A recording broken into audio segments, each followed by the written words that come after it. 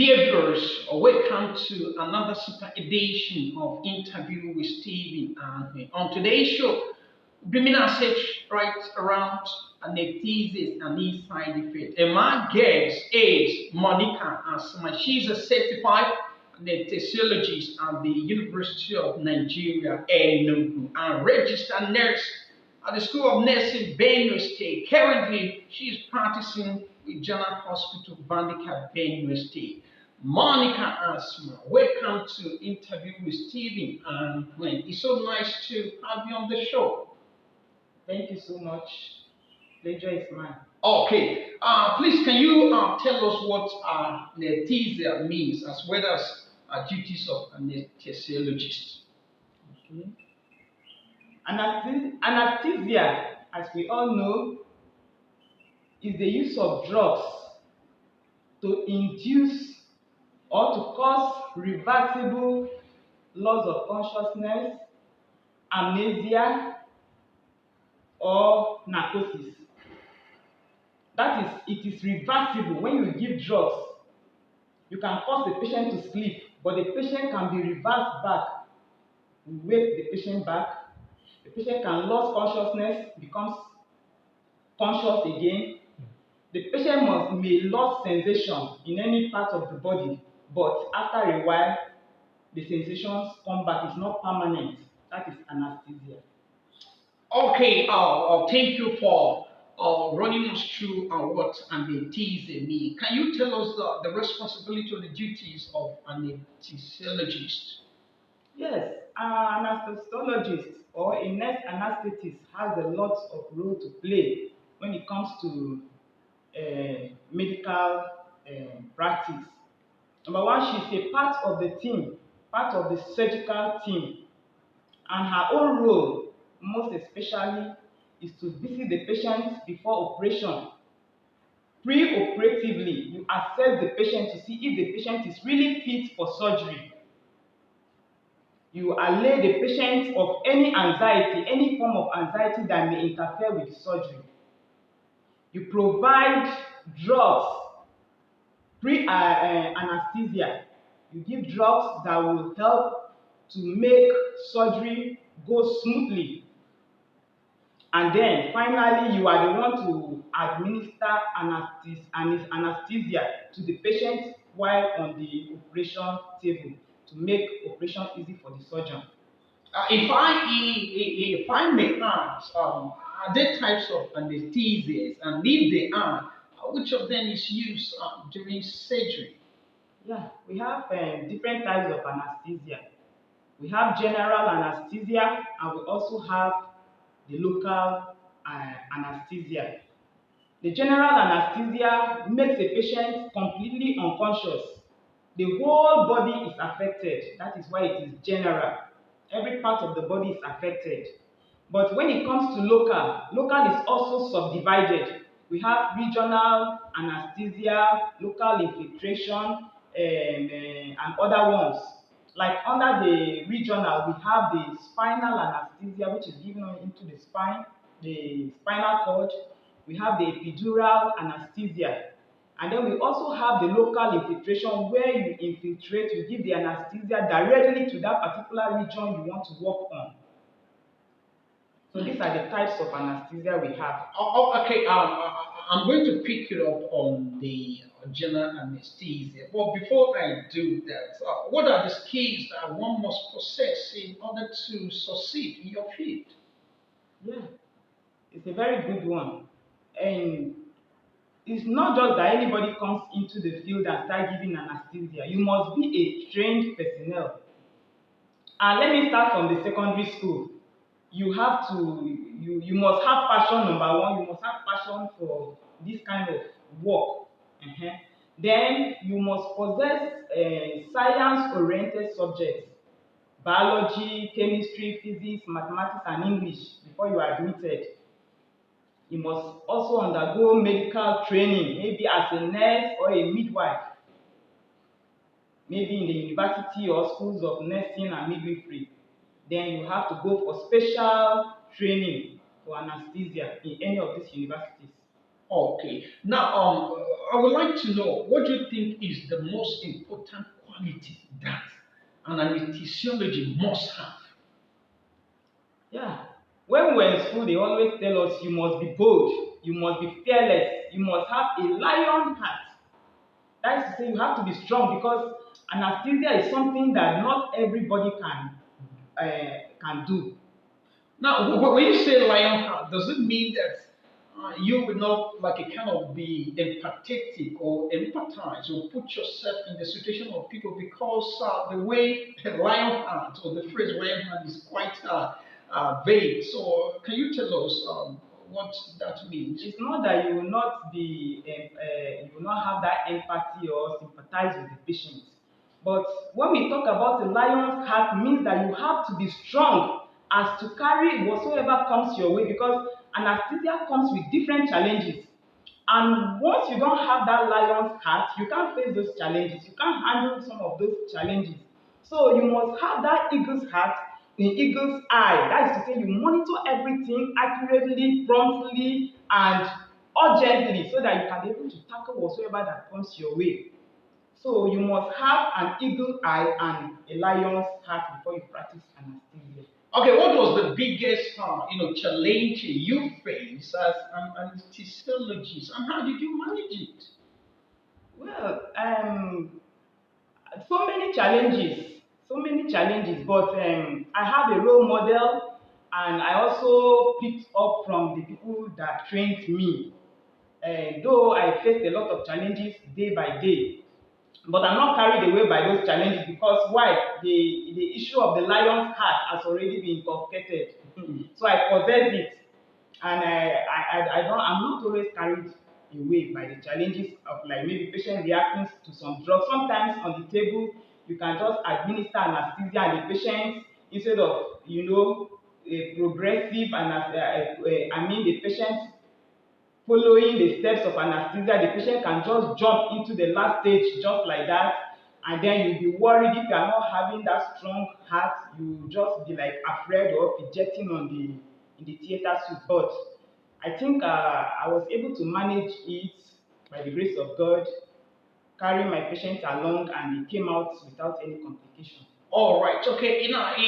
Is there a recommended or suitable behavior that a patient is expected to wear during the administration of anesthesia?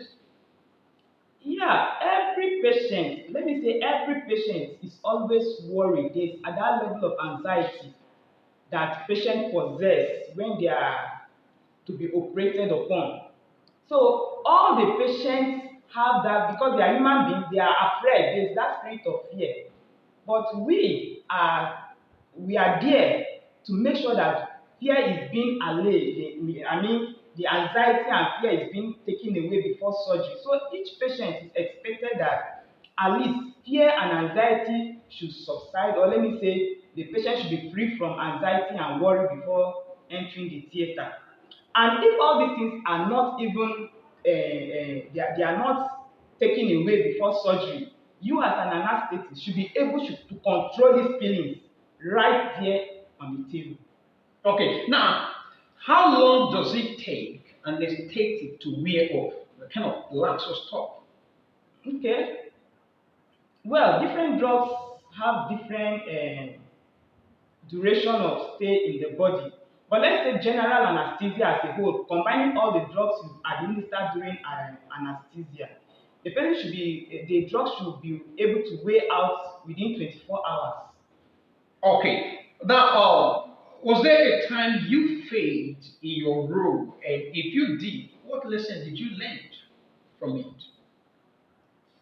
Well, I'm not appreciating myself, but I am always ready, or let me say, I'm always prepared ahead of administration of anesthesia. So the issue of failing in my role as an anesthetist has not always been there like that. Okay, in other words, you have never defaulted on your I'm always responsibility, or you have never prepared. failed in your role. Okay, as anesthesiology. All right, now I want us to come to the cruise of the matter. The interview, borders on anesthesia and its side effects. So I want you to tell us, are there side effects of anesthesia? Yes, anesthesia has side effects because it deals with drugs, and each and every drug has its own side effects. And remember, anesthesia, especially when we talk about general anesthesia, is a combination of drugs, give different drugs, and they act on different parts of the body, and all of them have side effects. But we are going to just summarize this side effect as one side effect of anesthesia, not side effect of each of the drugs. Side effect of anesthesia as a whole. It affects each system, affects the respiratory system, affects the GIT, that is the gastrointestinal tract. It affects the brain. It affects the heart. It affects the musculoskeletal system, and it affects every part of the body. So anesthesia has side effects. And the most commonest side effect that you can even see from other people immediately after anesthesia, remember we say loss of memory. Loss of memory. Some people can just like lost memory after anesthesia. But remember, I told you it's reversible. So loss of memory can be there for some time. Some persons, it could be low back pain, depending on the type of anesthesia you are receiving.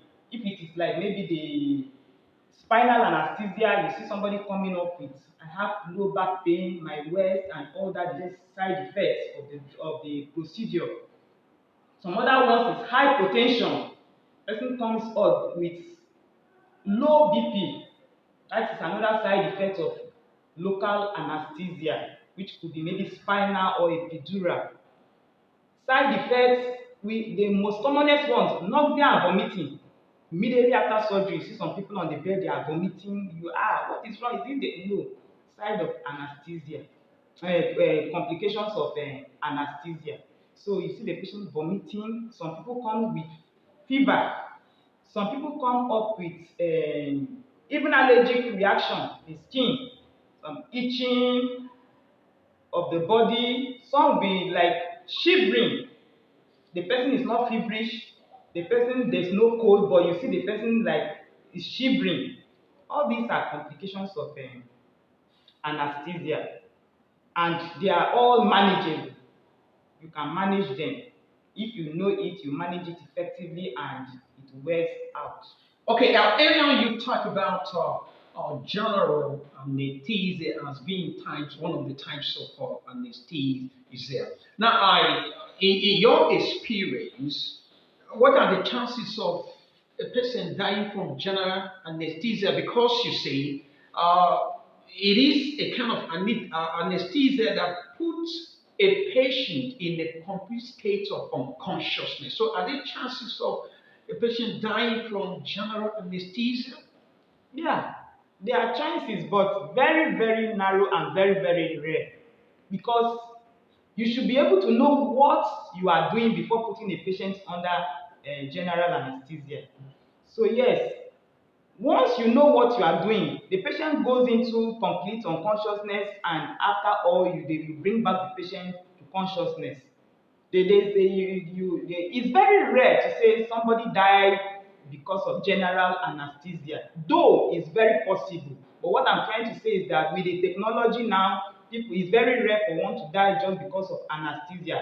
The patient dies on the table could be as a result of any other thing, but not mainly anesthesia, though it's possible. So, let me say the percentage of people dying because of general anesthesia is very, very low. Very, very low. Well, somebody can die on the table due to overdose. That is why I say the anesthetist must know what she is doing. If you don't know what you are, if you are not trained, maybe you are just being trained on the job, or you see somebody giving and you feel like also giving, the person gives so meal, you want to give so meal, then you overdose. Because anesthesia is actually given per kg, according to age, according to the kg of the patient. You don't just give drug like that. So if you give to a patient, that maybe a child, you now give adult dose to a child, what do you expect? Overdose. And if the patient cannot bear it, then gradually the patient goes. Affect, as I told you, affects all the systems, depress the respiratory system, the brain is also depressed, the heart, the cardiac muscles are also, depressed. There is no way they can work, and then the patient part from there, the patient dies on the table. But once the anesthetist is focused and she knows what she's doing, there's no way the patient dies from general anesthesia. All right, many thanks indeed. Thank you for that comprehensive overview of the side effects of anesthesia. Now, are there things you hate about this job? Are there things you hate being an anesthesiologist? Well, things I hate as in the job, really, I don't think there are so many things I hate about the job. The only thing is that it is time consuming. Anesthesia, being a nurse anesthetist, let me say, is time consuming. You are always on call, especially when you are working in a facility that is very busy. You are always there. You just have to be there. And if you don't have other colleagues to assist you, you are just the only person that is to work to do the work. So you just have to be on ground. So it is time consuming. I think that is the only thing I can say I don't like about the job. If not, for me, I feel fulfilled doing the job. I'm just very happy doing it, helping lives. And then the most important aspect that makes it very good for me is seeing the patient going to sleep and I bring back the patient again back to consciousness. It's just very fulfilling like that. Okay, now, very quickly and briefly, what advice do you have for those nursing the ambition or dream of becoming an anesthesiologist? Well, I will encourage most of my colleagues to go into it because it's a very good one. It's lucrative and it makes you happy when you help souls. You just see a pregnant woman coming in and you feel she's at the point of death, and after administration of anesthesia the baby is removed and she's also being delivered from death, and when she comes up she's happy with you, you also you'll be happy. So I will encourage other people, other colleagues to go in for anesthesia if they can, but they should have passion for it. If you force somebody to say, "I go and study anesthesia," the person comes out and will not be able to give his or her best. So they should have the passion for it first and then move into the field. I believe they will do well. Okay, unfortunately, Monica and Asma, we had to leave it there. I must say that thank you for being on interview with Stevie. Thank you so much. And dear viewers, that's take a wrap on the show. Thank you for the pleasure of your company. In case you have not subscribed to this channel, I urge you to do so. From me to you, bye.